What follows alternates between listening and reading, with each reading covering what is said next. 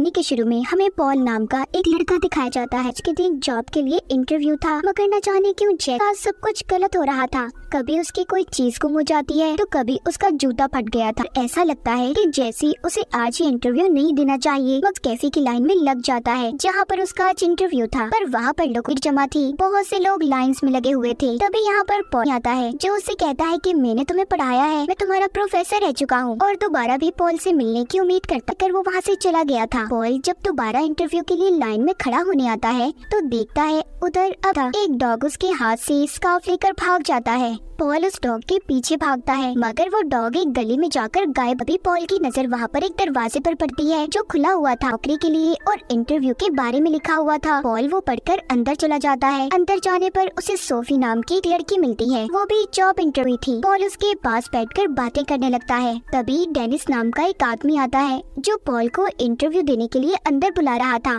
Paul ये सुनी तो उसने इन्हें अपना नाम भी नहीं बताया, तो इन लोगों के बारे में कैसे पता। खैर फिर भी पॉल अंदर चला जाता है जहाँ पर उस कंपनी के सभी हेड मेंबर्स बैठे हुए थे। उस मालिक जिसका नाम वेल्स होता है वो पॉल से पूछता है कि आखिर तुम यहाँ पर इंटरव्यू देने कैसे पहुँचे। पॉल उन्हें अब अपनी सारी कहानी के बारे में बताता है। कहता है कि जब मैं सुबह उठा तब से मेरे साथ सब कुछ गलत हो रहा है। आते हुए मेरी बस छूट गई, फिर जिसके बाद मुझे जिस कैफे में इंटरव्यू देने जाना था उधर बहुत रश था। मैं जब लाइन में खड़ा हुआ तो एक डॉग मेरा स्कार्फ लेकर इस तरफ भाग आया। मैंने फिर एक दरवाजा देखा और मैं नहीं जानता था कि इधर कोई कंपनी है। बात करते हुए बार बार पॉल एक दीवार को देख रहा था। वेल्स पूछता है तुम बार बार उधर क्या देख रहे हो। वो कहता है सामने जो दीवार है मुझे लगता है कि वो लंदन का नक्शा है, जो कि थोड़ा अजीब है। ये सुनकर बाकी के जितने भी लोग उधर बैठे हुए थे सभी हैरान हो जाते हैं। फिर जिसके बाद वही आदमी डेनिस आता है जो पॉल को अंदर बुला कर गया था। वो पॉल से कहता है अब तुम यहाँ से जा सकते हो। पॉल भी बेचारा समझ गया था कि इतनी बड़ी कंपनी में भला उसे नौकरी कौन देगा। पॉल उसी दरवाजे से बाहर आ गया था जहाँ पर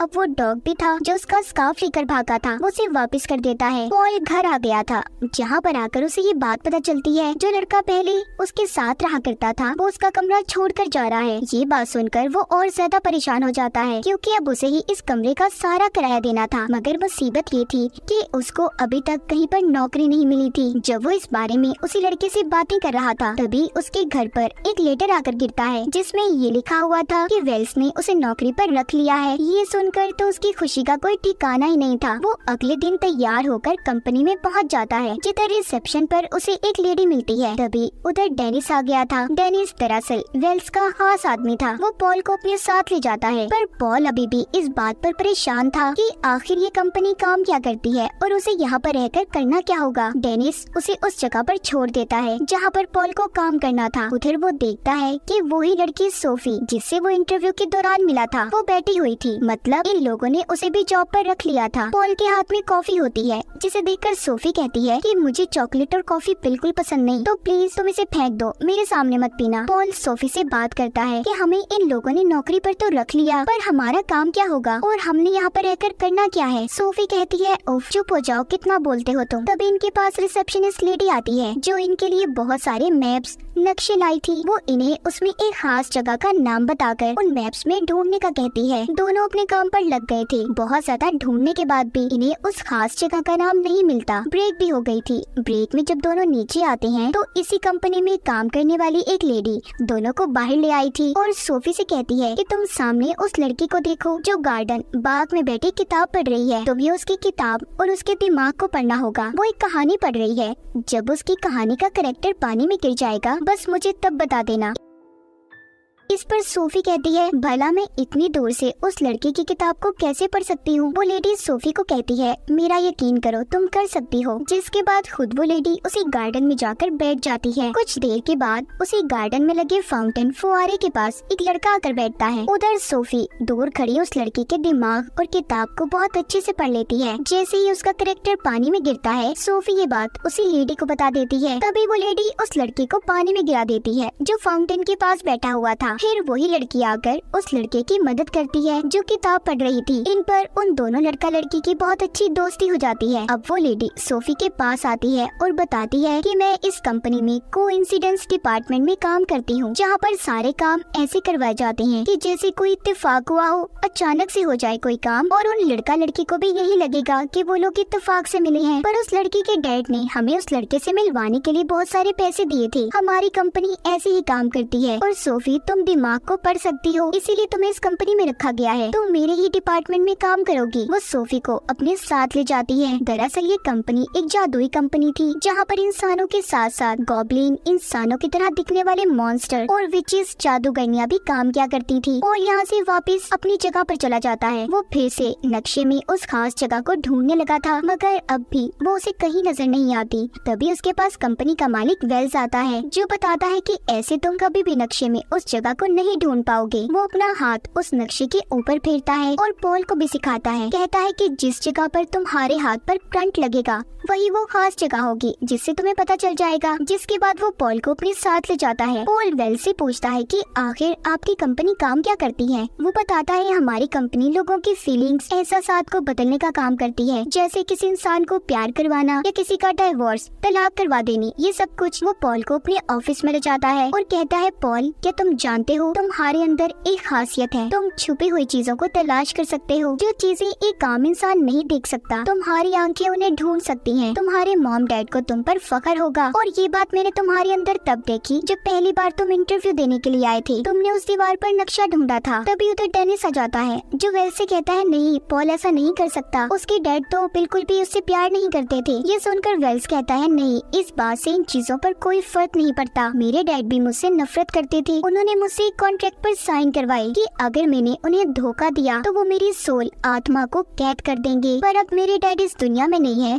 तो मैं अब फ्री हूँ। वेल्स यहीं पर पॉल को एक पोर्टेबल डोर ढूंढने का कहता है, जो इस मूवी का नाम भी है। वो बताता है कि वो बहुत खास है, वो एक जादुई दरवाजा है जिससे हम कहीं पर किसी भी जगह पर जा सकते हैं और तुम इसलिए यहाँ पर हो ताकि तुम उस दरवाजे को ढूंढ सको। मैं उस पोर्टेबल डोर को नहीं ढूंढ सकता जो इसी बिल्डिंग में छुपा है, मगर इस बारे में किसी को कभी कुछ मत बताना। पॉल अब उस दरवाजे को बिल्डिंग में हर जगह पर ढूंढने लगता है। तभी उसके पास इसी कंपनी की एक लेडी आती है, जो असल में विच, जादूगरनी थी। उसके बाल हवा में उड़ रहे थे। वो पॉल से आकर पूछती है कि तुम्हें वेल्स ने कुछ ढूंढने का कहा है, मगर जैसे कि वेल्स ने कहा था इस बारे में किसी को कुछ मत बताना, तो पॉल उसे कुछ नहीं बताता और चला जाता है। वो जब रात को अपने घर पर सो रहा था तो उसके पास वेल्स की कंपनी का ही एक आदमी आता है। वो भी यही पूछ रहा था कि वेल्स ने तुम्हें क्या ढूंढने का कहा है, जो पॉल उसे भी बताने से इनकार कर देता है। तो इस वजह से वो आदमी पॉल के पाँव को तोड़ देता है और उसके कान लंबे लंबे कर देता है। तभी पॉल उससे कहता है कि प्लीज ऐसा नहीं करो, अच्छा मैं बताता हूँ,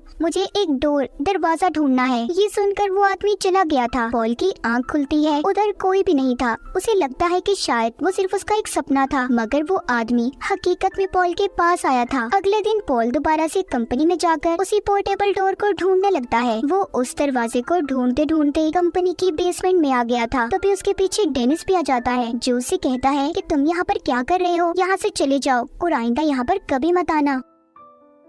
उधर दूसरी तरफ सोफी भी कोइंसिडेंस डिपार्टमेंट में काम कर रही थी। वो लोगों को इत्तेफाक से मिलवाया करती थी, मगर अब उसे अपने अंदर कुछ बदलाव महसूस होते हैं। उसे ऐसा लग रहा था कि जैसे उसके दिलो दिमाग को कोई कंट्रोल कर रहा हो, इसीलिए वो अब इस नौकरी को छोड़ना चाहती थी। वो इस डिपार्टमेंट की हेड से इसी सिलसिले में बात करती है, जिस पर वो लेडी कहती है कि तुम इस तरह इस जॉब को छोड़कर नहीं जा सकती, क्योंकि तुमने कॉन्ट्रैक्ट पेपर पर साइन किए हैं। तभी वहाँ पर पॉल आ जाता है, जो उससे कहता है कि चलो मेरे साथ। सोफी उसके सामने चॉकलेट खाती है। पॉल पूछता है कि कल तक तो तुम बिल्कुल भी इन चीजों को पसंद नहीं करती थी, आज क्या हो गया तुम्हें। वो उसे अपने साथ एक बार में ले जाता है, जहाँ पर वो उसे बताती है कि पता नहीं मुझे क्या हो गया है, जो चीजें मुझे कभी पसंद नहीं थी वो मुझे अच्छी लगने लगी है। ये सब सुनकर पॉल कहता है ओ फिक्र नहीं करो, ऐसा अक्सर हो जाता है। सोफी कहती है तुम आजकल वेल्स के साथ काम कर रहे हो ना, मैंने सुना है, मेरी हेड मुझे बता रही थी कि एक दिन उसने अपने डैड को कहीं पर गायब कर दिया था, जिसके बाद आज तक वेल्स के डैड का कुछ पता न चल सका, तो जरा उनसे संभल कर रहना। मुझे लगता है कि डेनिस और वेल्स मिलकर कंपनी में कुछ करना चाहते हैं। अगले दिन रोज की तरह पॉल कंपनी में जाकर उसी पोर्टेबल डोर को ढूंढने लग जाता है। वो उसी बेसमेंट में वापस आ गया था जहाँ पर उसे डेनिस ने आने से मना किया था। वो डोर दरवाजे को ढूंढता ढूंढता एक दीवार के पास पहुँचता है जहाँ पर उसे कुछ अलग ही महसूस हो रहा था। उसे अपनी ताकतों से पता चल जाता है कि वो कोई दीवार नहीं बल्कि किसी जगह का रास्ता है। पॉल जब उसके अंदर जाता है तो वो एक जादूगर का कमरा था जहाँ पर कुछ अजीब चीजें पड़ी हुई थी। वहाँ पर उसे एक बड़ा सा स्टेपलर भी पड़ा दिखाई देता है। जब वो उसे हाथ लगाता है तो उसे अपनी ताकत, अपनी पावर से पता चलता है कि वो एक गॉब्लिन था। पॉल अपनी ताकत का इस्तेमाल करके उस पोर्टेबल डोर को भी ढूंढ लेता है जो उसे वेल्स ने ढूंढने के लिए कहा था। अब वो उस पोर्टेबल डोर जादुई दरवाजे की मदद से वापस कंपनी में आ जाता है। वो दरवाजा एक टॉवल तौलिए में बदल गया था। वो कंपनी में आकर छुपकर वेल्स की बातें सुनता है जहाँ पर वो सबको बता रहा था कि वो अपने ऑफिस के लोगों पर एक्सपेरिमेंट तजुर्बा कर रहा है। वो उन लोगों की पसंद नापसंद, उनकी फीलिंग्स, एहसासात और उनकी हर चीज को बदल देगा, जिसके बाद वो उन लोगों को अपने मुताबिक चला सकता है। और उसके इस एक्सपेरिमेंट का पहला शिकार सोफी थी, क्योंकि उसने जो कॉन्ट्रैक्ट पेपर साइन किए थे वो इसी चीज के बारे में थे और यही वजह थी कि सोफी को अपने अंदर बदलाव नजर आ रहे थे।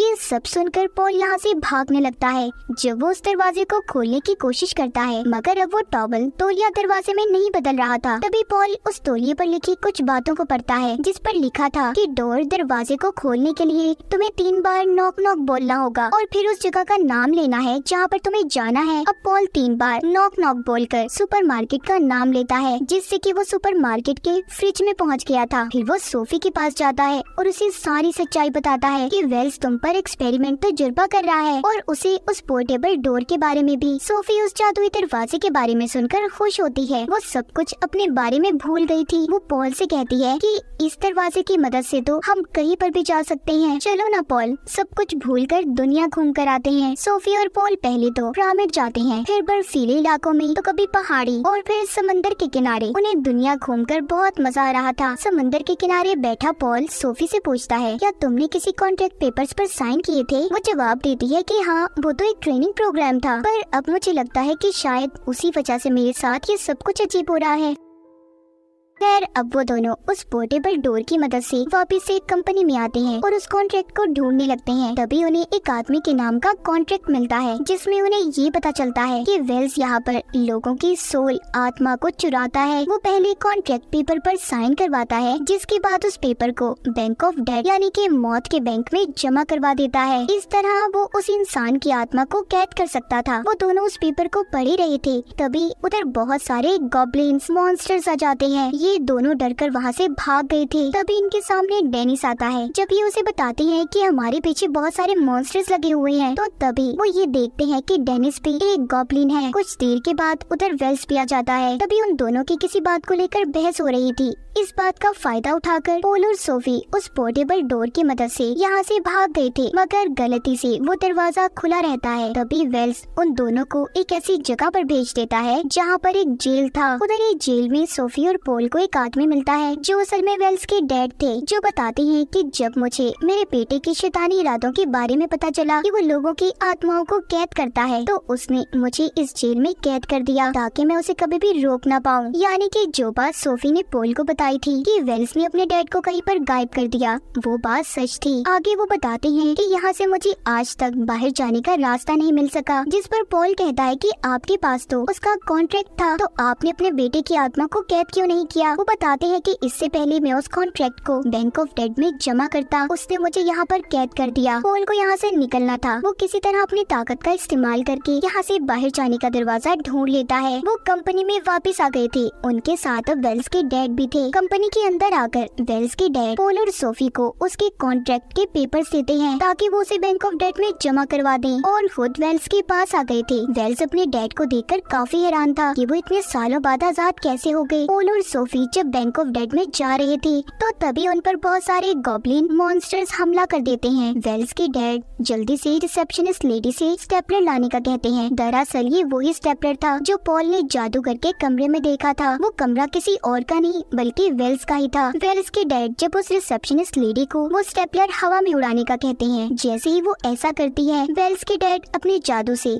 उस स्टेपलर में कैद गॉब्लिन को आजाद कर देते हैं जो सभी गॉब्लिन्स का लीडर था। वो वहाँ पर सभी अपने साथियों को पॉल और सोफी से दूर जाने का कहता है। असल में गॉब्लिन्स का लीडर रिसेप्शनिस्ट लेडी का हस्बैंड था। डेनिस इन दोनों का बेटा था, मतलब कि वो भी गॉब्लिन ही था। दूसरी तरफ वेल्स अपनी ताकतों से अपने डैड को कैद कर लेता है। तभी वहाँ पर कंपनी के बाकी लोग भी आ गए थे जो वेल्स को समझा रहे थे कि ऐसा मत करो, मगर वो यहाँ पर पॉल से कहता है कि अगर तुमने मेरे कॉन्ट्रैक्ट को वापस ना किया तो मैं सोफी को मार दूंगा। पॉल क्योंकि सोफी से प्यार करता था, वो उसकी जान बचाने के लिए वेल्स को वो कॉन्ट्रैक्ट के पेपर्स देने ही वाला था। तभी सोफी इशारों से पॉल से बात करती है, कहती है कि जेल से आने का कोई दरवाजा नहीं था पॉल, तुमने अपनी पावर्स ताकत का इस्तेमाल करके आने के दरवाजे को बनाया और अब भी तुम अपनी ताकत इस्तेमाल करके दरवाजा बना सकते हो। तभी पॉल सोफी की बात मानकर अपनी ताकत का इस्तेमाल करता है। उसने वहाँ पर बहुत से दरवाजे बना लिए थे। तभी वो बैंक ऑफ डेड के दरवाजे को ढूंढकर उसमें चला जाता है और वहाँ की रिसेप्शनिस्ट लेडी को वेल्स का कॉन्ट्रैक्ट जमा करवा देता है। ऐसा करते ही वेल्स की सारी ताकतें खत्म हो गई थी। उसके डैड उसे उसी जगह पर कैद कर देते हैं जहाँ पर वेल्स ने अपने डैड को कैद किया था। पॉल बैंक ऑफ डेड से वापस आ गया था। सोफी ये देखकर उसे गले लगा लेती है। वो बहुत खुश थी कि उसने उसकी जान को बचाया। वो सोफी को उसका कॉन्ट्रैक्ट वापस करता है। वेल्स के डैड ने अपनी कंपनी में दोबारा अपनी सीट ले ली थी। वो पॉल और सोफी को भी अब अपनी कंपनी में रख लेते हैं और एक ऊंची पोस्ट देते हैं। पॉल सोफी से पूछता है, क्या तुम मुझे पसंद करती हो? सोफी ने भी हाँ में जवाब दिया था और इसी हैप्पी एंडिंग को दिखाते हुए इस फिल्म की कहानी यहीं पर खत्म हो जाती है।